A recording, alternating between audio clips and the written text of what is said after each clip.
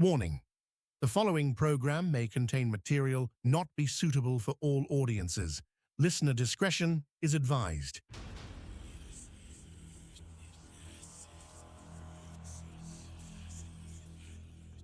They say for every light in this world, there is a shadow waiting to reclaim it. We've been told what to believe, what to fear, and exactly where the boundaries of real end. But tonight, we're crossing those lines. From the whispers in the attic to the lights in the desert sky, and the entities that walk among us, we are stepping behind the veil. Transmitting from deep within the mountains of West Virginia, it's time to seek the truth. This is Let's Find Out with Diego. And now, here is your host, Diego the Podcaster. On this episode of Let's Find Out, Howling Underdog Films is an innovative independent producer of documentaries, delving into the depths of our world's histories and mysteries. Their latest creation, Something Is Out There. Deep within the Appalachian Mountains, 4 chilling legends linger in the shadows. The Cherokee monster Spearfinger, the cursed body dump hunting grounds, eerie spectral black dogs, and the dark warnings against whistling at night. All this plus more. Please welcome our good friend from Howling Underdog Films. My friend, welcome back to Let's Find Out. How you doing? Good to be I'm, here. do- I'm doing good, man. How you been? Doing wonderful. Doing wonderful.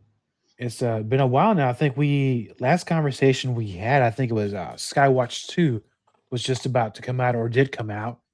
And our relationship as far as, not only with the documentaries, your films, and obviously, the podcast, we go way back now, almost 4 years. Mhm. You were one of our very first guests. And at that time, well, let's go back in time and talk about how this all started for you, because I know each time you come on, we go back and we come to the future where we're at now in current time.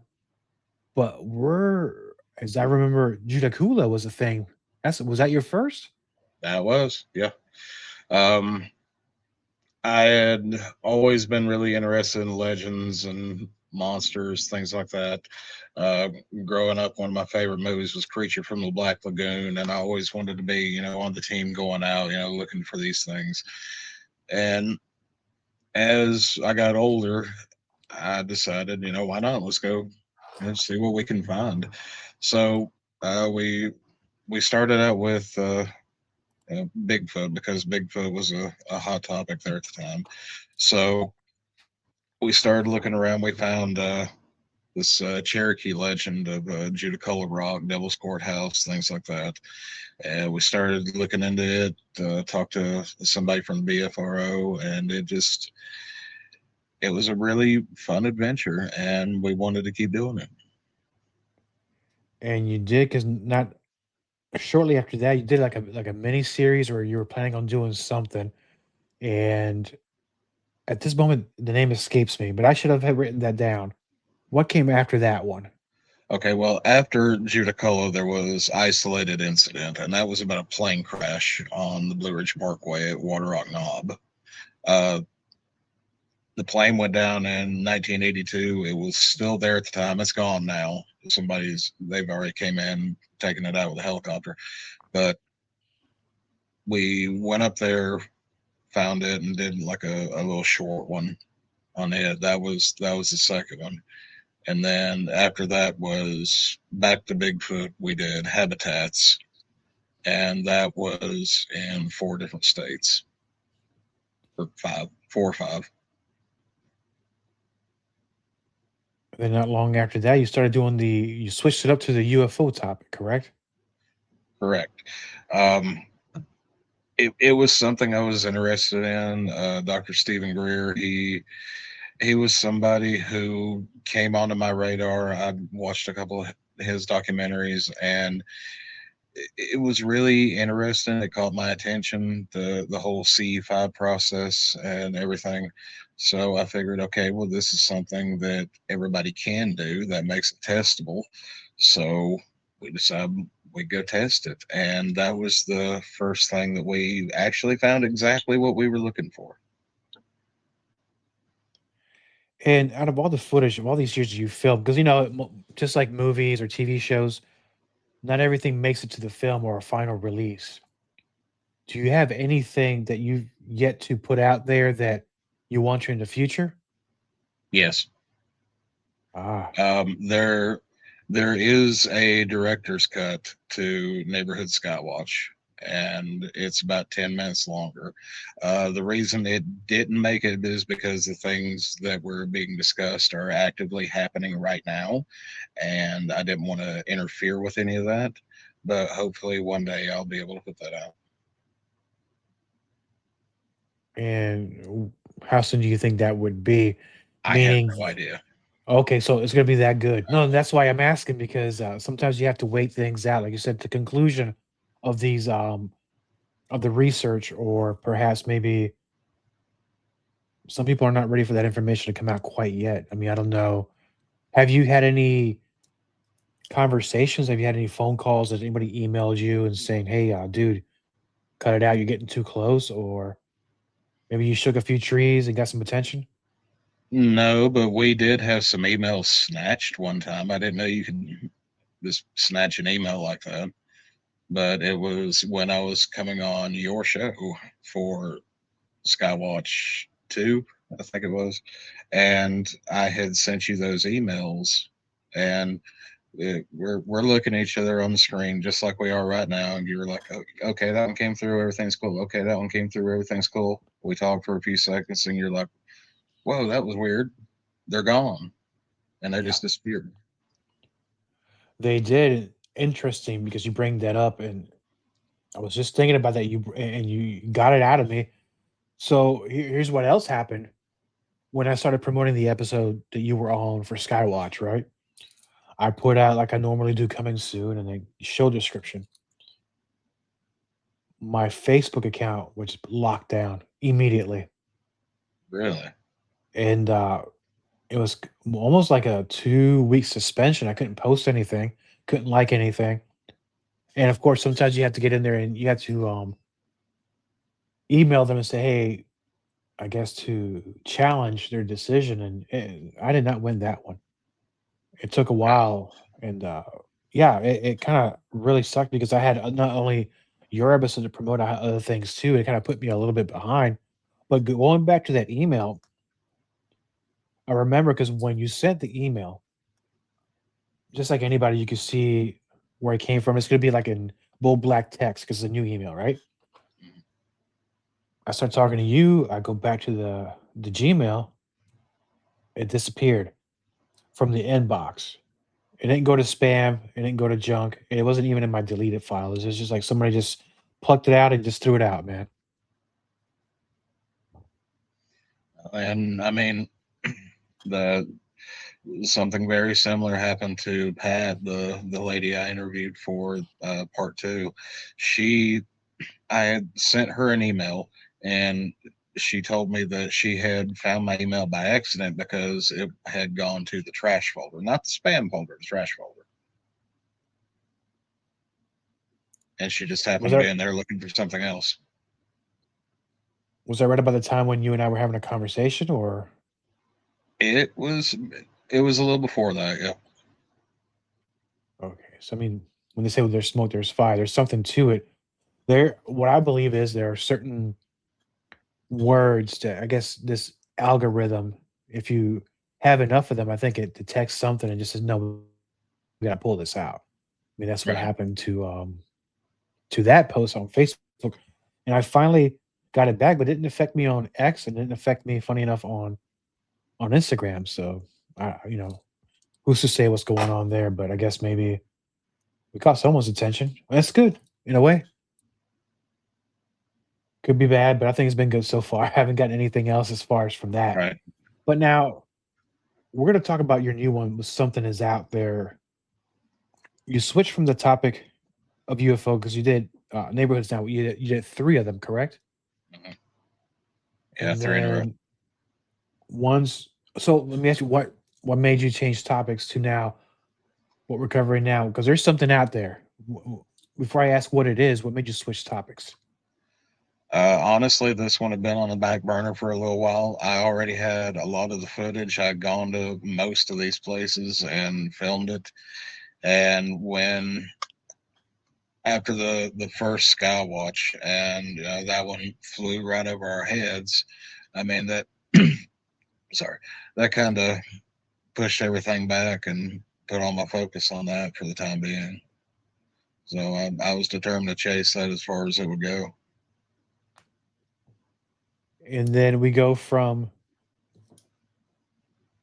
UFOs and impossible contacts to the Appalachian. The Appalachians is full of not only cryptids and UFOs, man. It's interesting people that live there as well.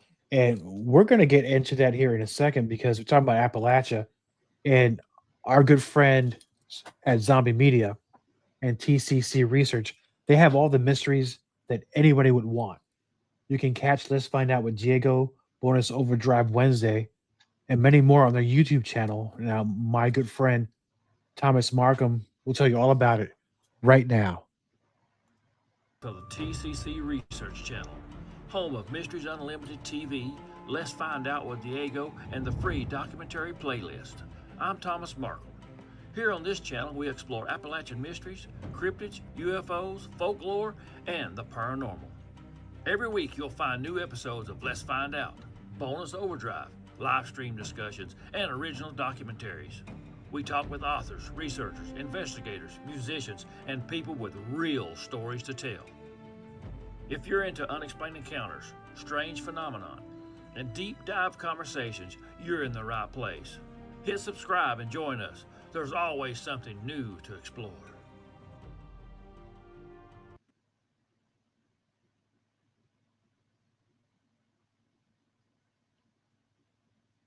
I can't hear you. The new mic. I always forget to hit that button, There you man. It's terrible. This is like the 10th time I've done this in a row. But we're talking to Appalachia. Something is out there, my friend. So I'm gonna ask the obvious question. What is out there? Ooh. um, my answer to that would be quite a bit, actually.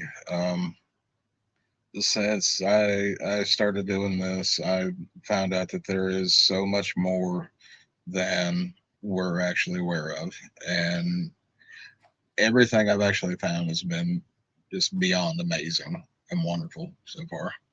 But as far as something is out there, um, I really like legends, folklore, and things like that. And a few years ago, I came across the story of Spearfinger, which is a Cherokee legend. And I remember reading that, and it really stuck with me because I thought it was a really interesting story, and I was hoping maybe one day I could be able to do something with it. So the opportunity came up, and I ran with it. Went to Whiteside Mountain and hiked that. That is an absolutely gorgeous place. If you ever get a chance to go there, please do. Just be careful. There's a lot of places to go tumbling down, but very, very wonderful place. And then going to Cherokee. Cherokee's just one of my favorite places on earth. And I really had a fun time making that one all around. And you're hitting on four huge things, what I consider pretty big things. And there one thing that comes to mind, and it sounds like I don't want to give too much away because I want to have our friends and listeners go out there and go to your YouTube channel and not only watch something that's out there, but all your other documentaries and always some great information.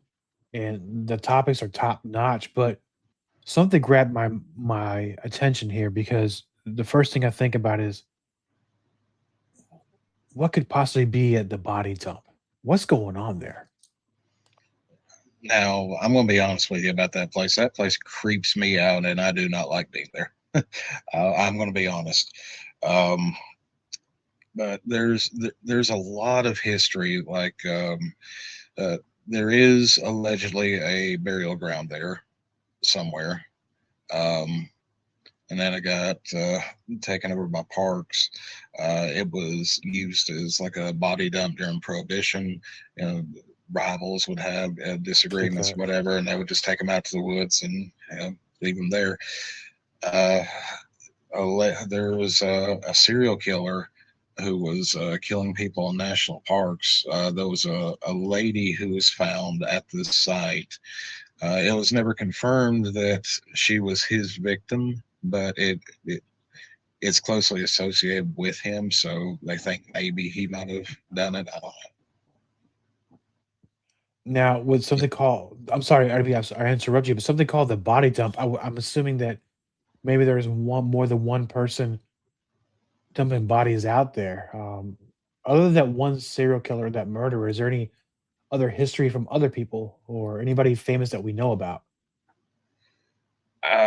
I don't know about anybody famous, but there are other stories. Like my friend Tyler, he used to be a part of a paranormal society that was investigating the place, and supposedly one of the people on his group at that time was telling him about locations where there were supposed to be bodies buried. And I mean, assuming that they're a paranormal investigator, did they do any not only the research, but did they take any equipment with them, trying to catch something or film if at They least the did. location? They all had their gear and things like that, but he's not in contact with any of them anymore, as far as I know, and I have no way of getting a hold of them. I would like to. I would like to see what they have, but so far I haven't been able to round anybody up just yet. And one of the things, when I was a young kid, uh, you know how people used to tell you stories about to scare you or to make sure if you're behaving, the boogeyman's going to get you, or Oh yeah. don't do this or that, right? So one thing that came to mind, because the minute I saw that, I've heard this my whole life, and it's something about a warning against whistling at night. It's supposed to be a forbidden act, that invites sinister ghosts or attract bad spirits, especially at certain times of the evening. What's the history behind that one that you found once you did your research? Well, it's not just here. There are other places that have this superstition as well, but supposedly it's supposed to get the attention of other spirits or other things that are nearby, and supposedly it draws them to you, like the they call one the mimic. Like it will mimic your voice or the voice of a loved one or something like that to try and get your attention and uh, cause you harm, I suppose. And not trying to be funny, are you a good whistler? Because I'm Not terrible. really. Not great. Because I've always been not super envious, but if you ever go to like a sports event, people can just whistle with their fingers like that and make that. That's like, wow, that's pretty good actually. But Uh, I've I've I've tried and I have failed spectacularly. no, you and I are both. But definitely the whistling at night. I've heard this for so long, and I would guess in a way it kind of makes sense. So if you're, let's say, walking down the street or down an alley, you start whistling, you might attract the attention of people who might be try to do you harm. I guess a good way is just walk and be quiet. Right. But especially in the woods, because if you're out there whistling in the woods, you might grab the attention of some sort of Anything. animal. Yeah, Right. right. Yeah, that's why you don't catch me there as much as you. Now, with being outdoors and you're always out there exploring, something brings to mind also something else in the documentary: spectral black dogs. We're not talking about dogmen, are we? We talking about No. spirits that had the Mm, form of some sort of canine. From what I can gather, this is more of like a hellhound type thing. It's like well, like some maybe guardian spirit guardians of certain places. Some of them might be something malevolent. I mean, I don't know. I had the one person that I spoke to. He had some experiences when he was a kid, and we spoke a few times before we actually did the interview. And this guy, you could tell it had seriously freaked him out. So when you have interviews with people, how do you get them to come on your video? Because there are those that may have the stories and may shy away from being recorded. Um, how do you approach them, or are they emailing you? How do you find the people who've had these experiences? Well, first of all, I want to hear the story, no matter what. Whether I'm allowed to do anything with it or not, I do want to hear the story if they're willing to tell it. Um, and after we talk and everything, and I'll just usually ask them, hey, I make these videos about these topics. Would you mind if I did a story on this? Would you mind if we talked about it? Some of them are okay with it, and some of them aren't. Yeah, I can definitely understand that. So I'm gonna bring something up real quick. Here's the cover of will be the documentary. You went with the VHS style, totally Mhm. 80s. What made you go with that type of Just out of personal love more than anything else. I was a video store kid, so I spent a lot of time looking at the cover art, trying to make my decision what it was going to be for that weekend.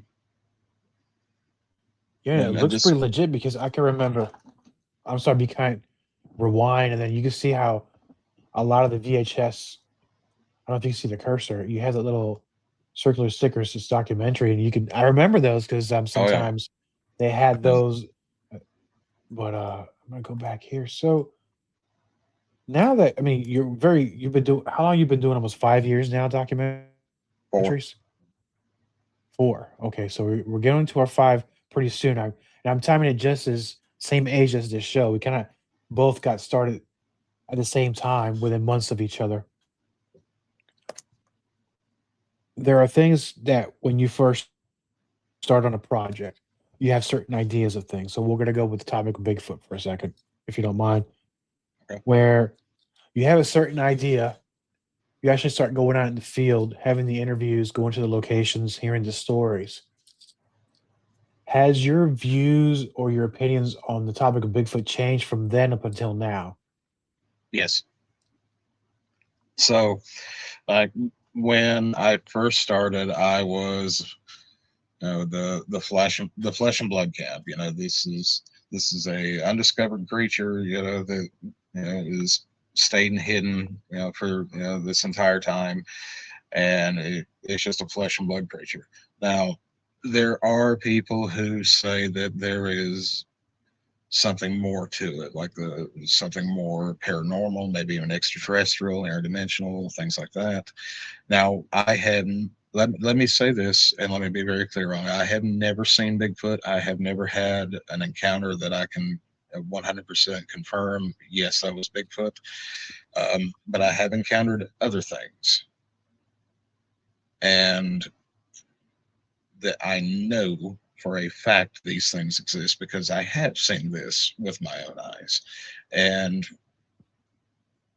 so, like glowing orbs of light, mainly. So, and a lot of those have been seen around Bigfoot sightings. So, I kind of have to take that into account and bring that into the conversation because I know those things exist because I have seen them. I have documented them. I have them on camera, and it, it's made me much more open minded than I was before. Now, with these experiences, and I always like to ask this question every once in a while, only because I'm assuming that a person that does this amount of investigation and gets evidence either on film or on audio, you may attract certain attention. I'm not talking about people. People always bring attention You to us and what we do. You broke up just a little bit. Could you repeat that? Oh, of course. So, seeing that you've been out there in the field and doing the investigations, you've had your experiences, you've seen things, you've heard things, you've felt things. One of the things I like to ask people who do the investigations and the research is that when they come home, you go over the film, does it conjure anything where you live? Is anything following you back? Are you seeing these orbs in your neighborhood? Are you hearing these sounds outside your home? Oh yes, absolutely. I don't know if doing this has done some kind of hitchhiker effect or anything like that, because I've seen these lights and things for quite some time now. So I I don't know. I just kind of accept them. If I do say something at this point, I'm just like, kind of like, hey, how are you? Welcome. But with these things, I mean, has it changed your life any, or is just life? It's just oh well. I mean, it's happening, and you just accept it, like you just said. Oh no, no, no. I mean, it's changed it pretty drastically actually. I've been doing meditating more, looking a whole lot more into that, because that is turns out that's the key to everything. Um, Meditation, you can do contact yourself. I mean, you can bypass everything and go directly to the source. Excellent. I think even after filming, and even when I do these shows, sometimes I have to take a break, and I call it a mental break, and just try to hear the sound of nothing, if that makes any sense. Mhm. So that way I can get myself even again, because there's times, because and I know that you probably experienced this too. I've had conversations not only on this show but afterwards where every once in a while some of these stories kind of gets to me, and I kind of like, that's just too deep, man.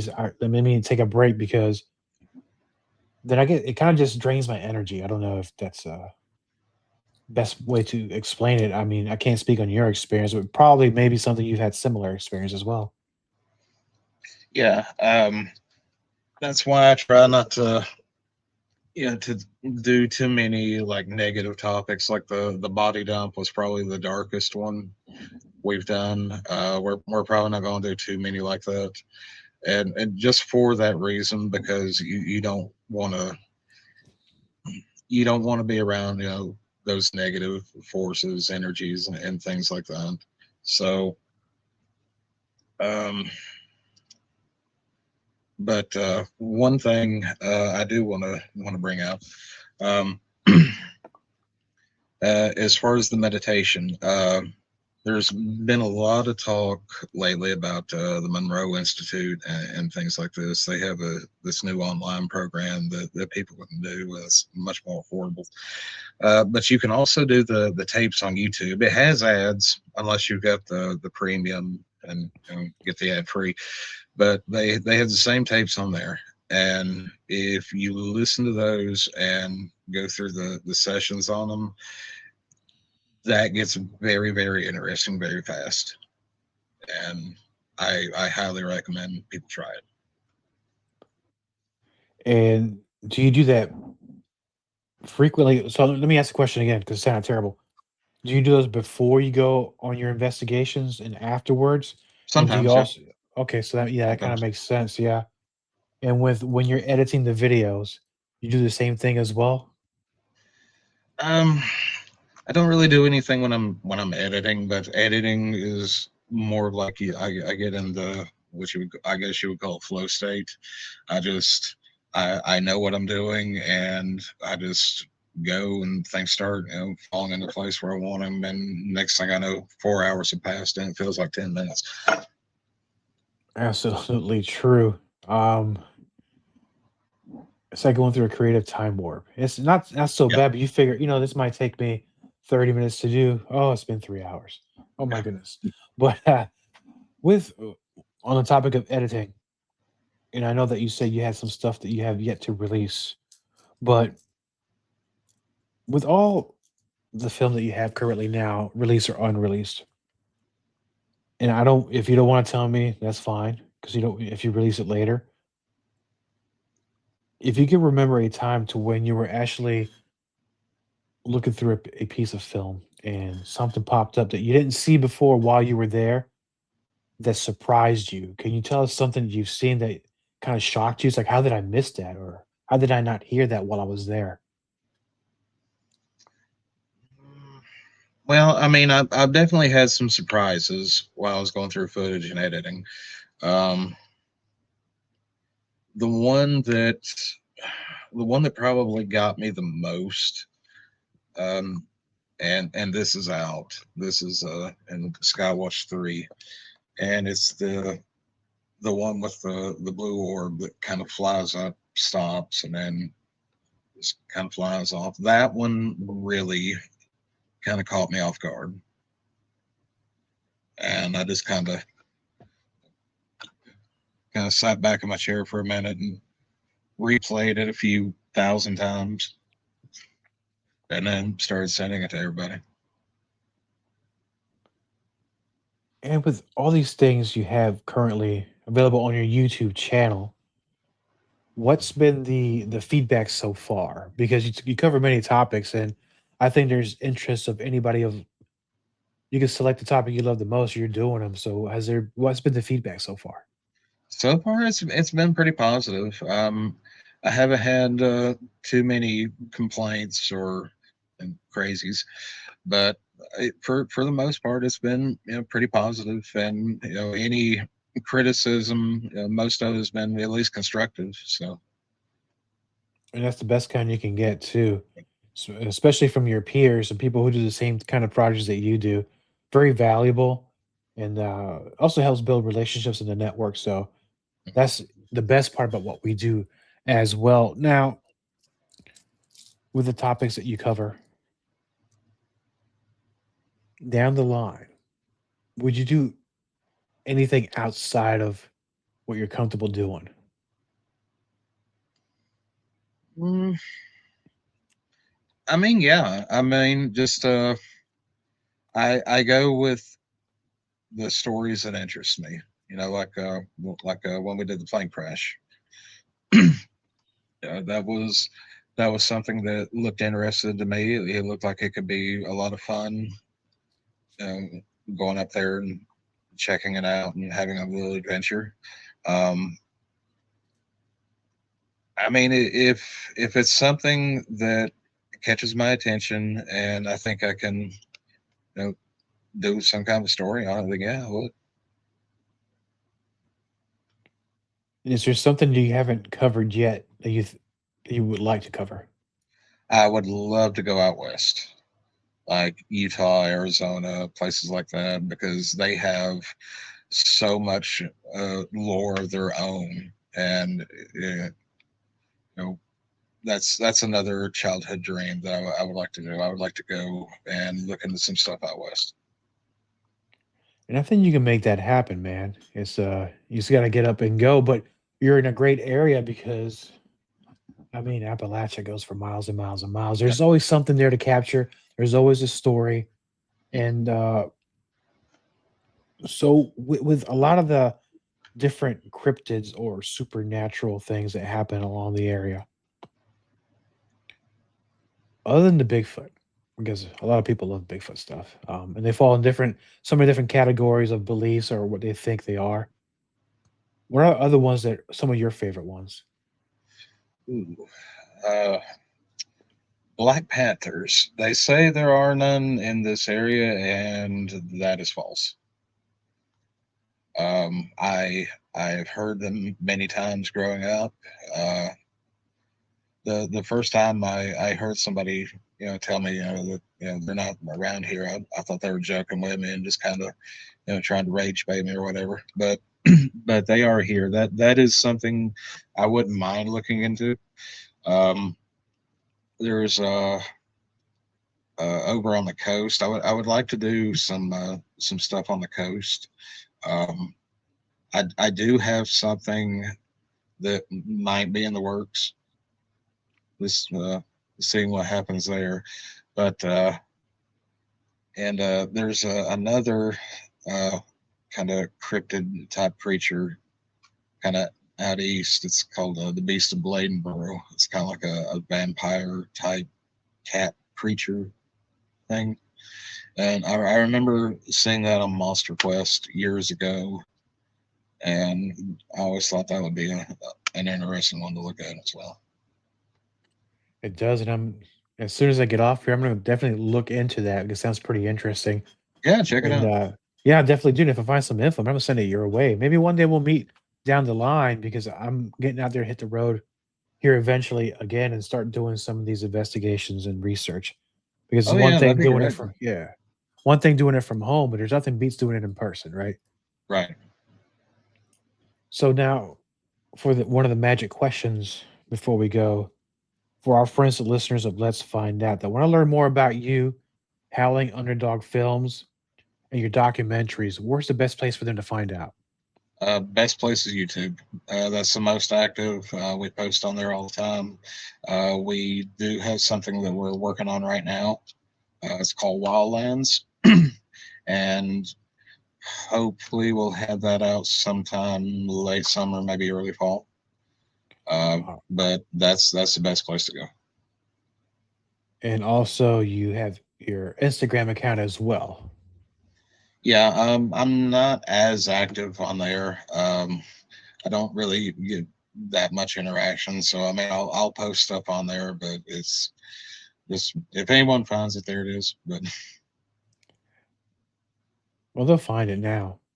They're gonna look for you, and that's a right. good thing, though. It's good to be found. Sometimes good not to be found, depending on the topic. So, I know you're working on something new later this year, and as anything, anytime you release a documentary and a film, please come back here because I always feel like I learn a lot of things from you. Okay, thank you. And no, absolutely, and I Well, I love mean, talking. that's part of the fun of doing it because you do learn stuff. You learn stuff about these stories. You learn things about the area. You learn things about the animals in the area, and it's a learning and growing experience the entire time, and that's what makes it so much fun.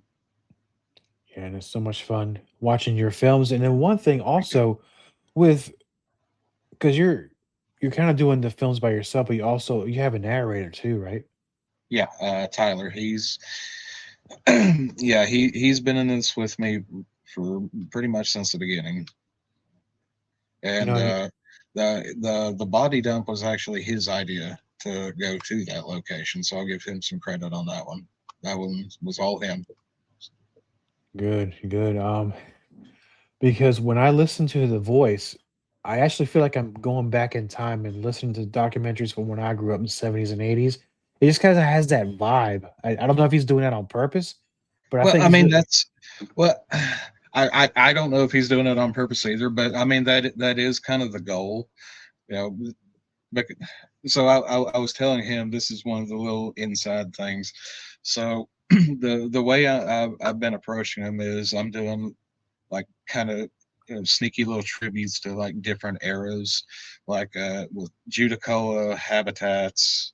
Those were mostly like 70s drive-in movie inspired, and then we get into neighborhood skywatch. Those are a little more late 70s to early 80s, and now we're kind of in the mid to late 80s with what we're doing now.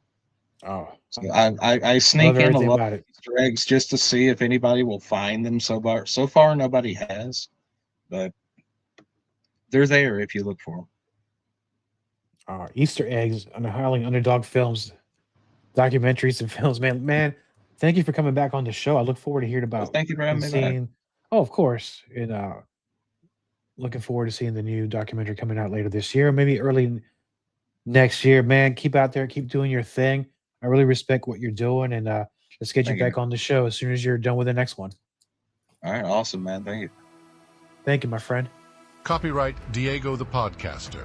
All content for Let's Find Out is the property of Diego the Podcaster and is served directly from our servers with no modification, redirects, or rehosting. All celebrity impersonators are paid performers. The impersonated celebrities do not endorse or promote any views or opinions expressed by our guests, Diego the Podcaster, or Let's Find Out. The information shared on Let's Find Out with Diego is provided on an as-is basis, with no guarantees of completeness, accuracy, usefulness, or timeliness.